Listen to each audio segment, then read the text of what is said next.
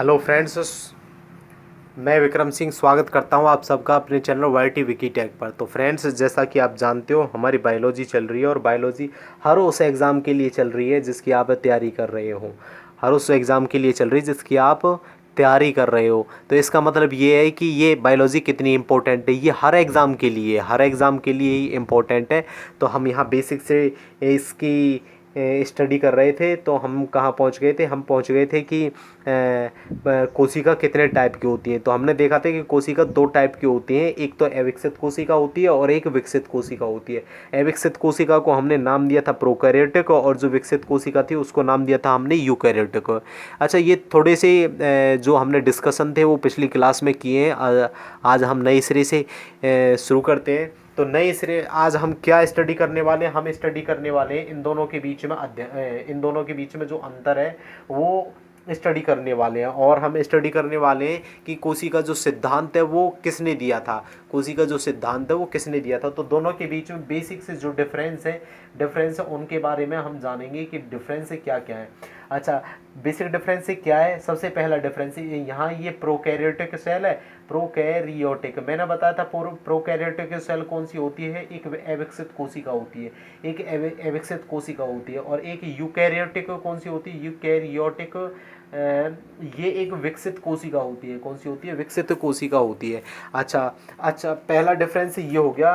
पहला डिफरेंस क्या है, पहला डिफरेंस कह रहा है कि जो प्रोकैरियोटिक सेल होती है, प्रोकैरियोटिक सेल होती है, इसमें हिस्टामिन नामक प्रोटीन नहीं पाया जाता है। हिस्टामिन नामक प्रोटीन नहीं पाया जाता है। हिस्टामिन नामक प्रोटीन नहीं पाया जाता है, नहीं पाया जाता, नहीं पाया जाता। जो डीएनए है नहीं पाया जाता। डीएनए का सूत्र ही एकल गुण सूत्र के रूप में पड़ा रहता है। डीएनए का सूत्र ही एकल गुण सूत्र के रूप में पड़ा रहता है। सूत्र ही एकल गुण सूत्र के रूप में पड़ा रहता है। गुण सूत्र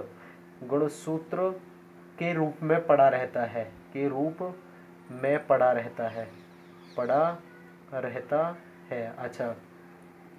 अच्छा, हिस्टामिन नामक प्रोटीन नहीं पाया जाता तो इसका मतलब क्या है कि क्रोमेटिन नहीं बन पाता, क्रोमेटिन नहीं बन पाता, नहीं बन पाता है, बन पाता है।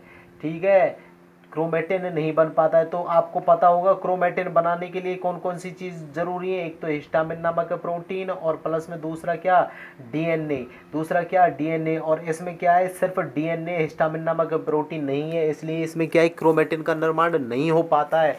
और इसमें क्या है, इसमें क्रोमेटिन का निर्माण हो जाता है। ये यूकोरेटिक सेल है, इसमें हिस्टामिन नामक प्रोटीन पाया जाता है, हिस्टामिन प्रोटीन पाया जाता है। और इसमें डीएनए दोनों आपस में मिलकर के किसका निर्माण कर लेते हैं, क्रोमेटिन का निर्माण। क्रोमेटिन का निर्माण, इसमें क्रोमेटिन क्या है, पाया जाता है, इसमें क्रोमेटिन पाया जाता है। तो दोनों के बीच में आपको डिफरेंस पता चल गया होगा। एक में हिस्टामिन नामक प्रोटीन नहीं पाया जाता, उसमें इसलिए क्रोमेटिन का निर्माण नहीं होता है। दूसरे में हिस्टामिन नामक प्रोटीन पाया जाता है, इसलिए उसमें क्रोमेटिन का निर्माण हो जाता है। अच्छा, फिर उसके बाद में दूसरा डिफरेंस पढ़ेंगे। इसमें कुछ अंग नहीं पाए जाते, जैसे कि केंद्रक नहीं पाया जाता, इसमें केंद्रिका नहीं पाई जाती, इसमें कि ये सारे अंग हैं, इनके बारे में हम आगे डिस्कशन करेंगे। माइटोकॉन्ड्रिया नहीं पाई जाती, माइटोकॉन्ड्रिया। अच्छा, माइटोकॉन्ड्रिया नहीं पाई जाती। दूसरा क्या है, दूसरा इसमें लाइसोसोम नहीं पाया जाता। तीसरा क्या, गोल्जी कॉय नहीं पाया जाता, गोल्जी कॉय भी नहीं पाया जाता। केंद्रक हो गया, गोल्जी कॉय हो गया। और एक है एंडोप्लाज्मिक रेटिकुलम है, endoplasmic reticulum, centrosome, centrosome, X Y Z और बहुत सारे अंग हैं वो जो कई सारे इसमें नहीं पाए जाते।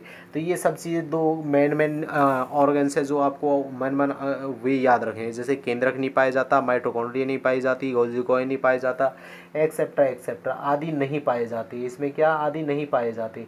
और इसमें क्या है, सारे अंग पाए जाते हैं, सारे अंग पाए जाते हैं, सारे अंग पाए जाते हैं। कोशिका के जितने अंग हैं वो सारे सारे इसमें प्रेजेंट होते हैं, इसमें प्रेजेंट होते हैं, इसीलिए तो इसको वे विकसित कोशिका कहते हैं।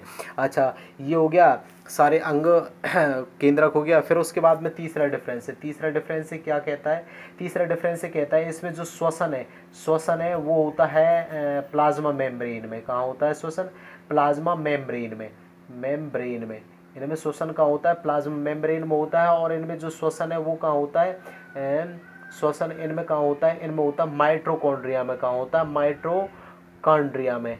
तो दोनों के बीच में डिफरेंस पता चल गया होगा। ये क्या है, इसमें श्वसन प्लाज्मा मेम्ब्रेन में होता है और यहाँ श्वसन क्या होता है, यहाँ श्वसन होता है माइटोकॉन्ड्रिया में। तो क्वेश्चन बन जाता है कि यूकोरियोटिक सेल में श्वसन कहाँ पर होता है, तो आपको बताना है सिंपल सा माइटोकॉन्ड्रिया में। और कभी कभी आ जाता है प्रोकैरियोटिक में श्वसन कहाँ होता है, तो आपको बताना है प्लाज्मा मेम्ब्रेन में। अच्छा, इनकी जो कोशिका भित्ति है, इनकी जो कोशिका भित्ति है जीव, इस कोशिका भित्ति, इनकी जो कोशिका भित्ति है वो किसकी बनी होती है, इनकी जो कोशिका भित्ति है वो पैक्टीन की बनी होती है। किसकी बनी होती है, पैक्टीन की। और जो ये पैक्टीन है दो चीज़ों से मिलकर के बना होता है, एक तो प्रोटीन से और दूसरा क्या होता है, कार्बोहाइड्रेट से।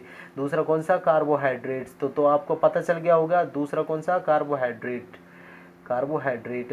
तो आपको पता चल गया होगा कि जो प्रोकैरियोटिक होते हैं उनकी कोशिका भित्ति किसकी बनी होती है, पैक्टीन की। इसीलिए कहा जाता है कि जो जीवाणु है उनकी कोशिका भित्ति का निर्माण किससे होता है, पैक्टीन से होता है। इनकी कोशिका भित्ति किससे बनी होती है, कोशिका भित्ति।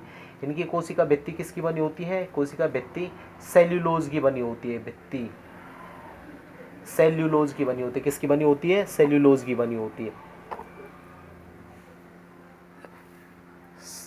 कोशिका भित्ति किसकी बनी होती है, सेल्यूलोज की बनी होती है। तो उम्मीद करता हूँ सेल्यूलोज की बनी होती है, बनी होती है।